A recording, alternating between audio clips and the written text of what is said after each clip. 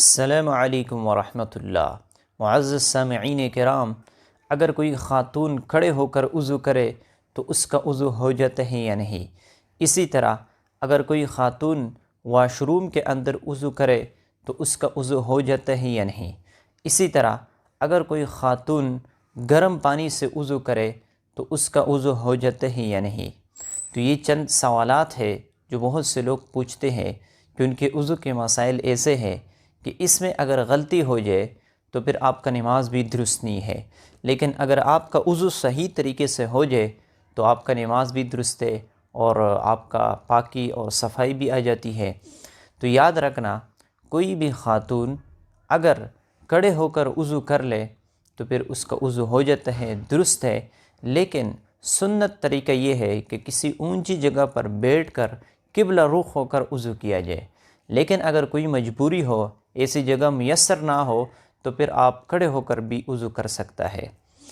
اس طرح یہ سوال بھی کیا گیا ہے کہ باتھ روم کے اندر وضو ہو جاتا ہے یا نہیں؟ یاد رکھنا، بہتر یہ ہے کہ ایسی جگہ تلاش کیا جائے جو اونچی جگہ ہو اور وہاں پر بیٹھ کر قبلہ رخ ہو کر وضو کیا جائے۔ لیکن اگر کسی کو ایسی جگہ میسر نہ ہو تو پھر باتھ روم کے اندر بھی وضو کر سکتا ہے، لیکن وہ اس طریقے سے کہ جس جگہ پہ وضو کر رہا ہو وہاں پہ جو نیچے جگہ ہے وہ صاف ستھرا ہو، وہاں پہ کوئی گندگی نہ ہو، غلاظت نہ ہو کہ جس کی وجہ سے وہ وضو کے قطرے نیچے گر رہے ہو اور وہ اس کے جسم پر، اس کے کپڑے پر پڑ رہے ہو، کیونکہ اس سے اس کے کپڑے ناپاک ہوں گے۔ تو باتھ روم اگر صاف ستھرا ہو اور واش بیسن پہ جو ہے نا وضو کیا جائے تو پھر وضو ہو جاتا ہے۔ لیکن اس میں ایک بات ہے کہ آپ اعوذ باللہ، بسم اللہ اور جو وضو کی دعائیں ہیں وہ آپ نہیں پڑھ سکتے، کیونکہ باتھ روم کے اندر مسنون کلمات اور اس طرح دعائیں پڑھنا یہ ٹھیک نہیں ہے۔ اگر آپ کسی ایسی جگہ پہ ہوں جہاں کھلی جگہ ہو اور اونچی جگہ ہو اور آپ قبلہ رخ ہو تو آپ مسنون دعائیں بھی پڑھ سکتے ہو اور آپ اعوذ باللہ بسم اللہ بھی پڑھ سکتے ہو۔ باتھ روم کے اندر آپ یہ نہیں پڑھ سکتے ہو۔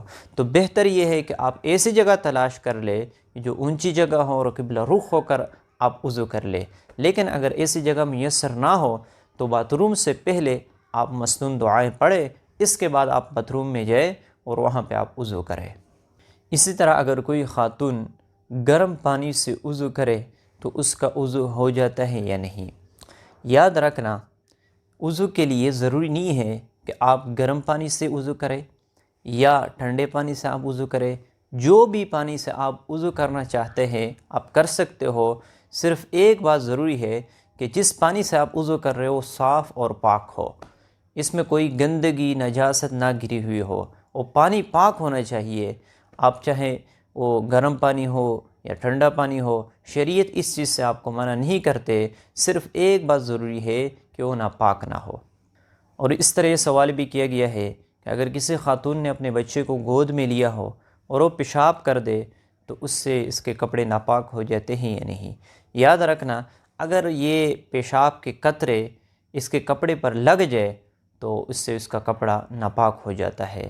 لیکن اگر اس نے اس بچے کو پیمپر پہنایا ہو یا اس طرح موٹا کپڑا ہو کہ جس سے وہ پیشاب کے قطرے اس کے کپڑے پر نہ لگ گئے ہو تو پھر اس سے کپڑے ناپاک نہیں ہوتے ہیں۔ اور اسی طرح اگر کوئی خاتون وضو کرے اور وضو کے بعد وہ شیشہ دیکھے تو اس سے اس کا وضو ٹوٹ جاتا ہے یا نہیں؟ یاد رکھنا کہ وضو کے جو توڑنے والی چیزیں ہیں ان میں سے یہ چیز نہیں ہے کہ اگر کوئی خاتون وضو کے بعد شیشہ دیکھے تو اس سے اس کا وضو ٹوٹ جاتا ہے۔ تو اگر کوئی خاتون وضو کے بعد شیشہ دیکھے تو اس سے وضو اس کا برقرار رہتا ہے، وضو نہیں ٹوٹتا ہے۔ اور اسی طرح اگر کوئی خاتون وضو کرے اور وضو کے بعد اس کے سر سے دوپٹہ اتر جائے تو بھی اس سے اس کا وضو نہیں ٹوٹتا ہے۔ اکثر لوگ یہ سمجھتے ہیں کہ اگر کوئی خاتون وضو کرے تو وضو کے بعد اپنے بالوں کو چھپانا یہ ضروری ہے۔